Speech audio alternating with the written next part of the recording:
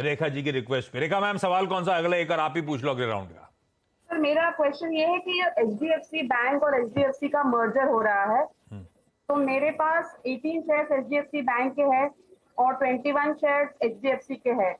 तो क्या एचडीएफसी के भाव बढ़ेंगे तो मैं उस वक्त बेच दूं या मुझे एचडीएफसी बैंक से मुझे फायदा होगा? मुझे कंफ्यूजन है वो बारे में, वो समझना था। नहीं नहीं नहीं, तो इंटीग्रेटेड एंटिटी में तो वैसे ही आपके पास एक ही बचा रह जाएगा, एचडीएफसी बैंक। अब अविनाश जी, ये सब कह रहे हैं इतना बड़ा, पहले तो मर्जर जब होना था देश का सबसे बड़ा, तो बड़े स्केप्टिकल थे सब। फिर धीरे धीरे जब प्रोसेस आगे बढ़ रहा था तो सब बड़े कॉन्फिडेंट होने लगे, बहुत तेजी इन स्टॉक्स में आ गई। अब ये एक यूनिफॉर्म एंटिटी, जब एक कंसोलिडेटेड एंटिटी होगी तो वाकई कितना फायदा भुना पाएगी वो जायंट, फिर से डांस कर पाएगा नहीं कर पाएगा? आशीष, मुझे एक क्वेश्चन पूछना है। इनके पास कितने एचडीएफसी के शेयर है? यानी एचडीएफसी बैंक और एचडीएफसी के कितने शेयर्स है आपके पास? एचडीएफसी के 21 शेयर्स है और एचडीएफसी बैंक के 18 शेयर्स है। अच्छा, तो एचडीएफसी के आपके करीबन 25 है, करेक्ट? नहीं नहीं, 21।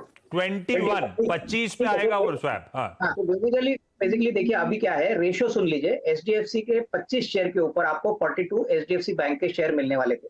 अभी आपके पास 21 शेयर है तो आपको फ्रैक्शन मिलेगा। तो आपको एक फॉर्मूला यूज करना है, आपको 42 से 25 से डिवाइड करना है और उसको 21 से मल्टीप्लाई करना है, तो आपको मिलेंगे 35.2 शेयर्स। तो 35 शेयर तो आपको एचडीएफसी बैंक के नहीं मिलेंगे। जो 0.2 होगा, फ्रैक्शन होगा, उसके पैसे एचडीएफसी बैंक आपको कैश में, कोई मार्केट, एक डिसाइडेड मार्केट प्राइस से आपको कैश में पेमेंट करेगा।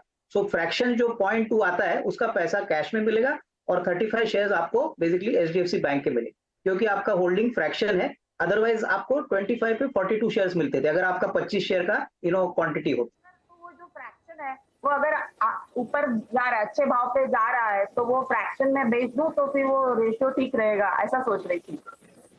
सपोज 2 शेयर्स एक्स्ट्रा हो रहे हैं जिसका मुझे, तो जब हाई जाएगा एचडीएफसी तभी मैं बेच दूं। देखिए, पहली बात तो आपको समझना है कि आपके पास 25 शेयर अगर है तो आपको 42 एचडीएफसी बैंक के शेयर में, आपके पास 25 शेयर नहीं है, आपके पास 21 एचडीएफसी के शेयर है, तो आपको फ्रैक्शन के हिसाब से शेयर मिलेंगे। जैसे मैंने बोला कि 42 share divided by 25 multiply by 21 करिए, आपको 35.2 का फिगर मिलेगा।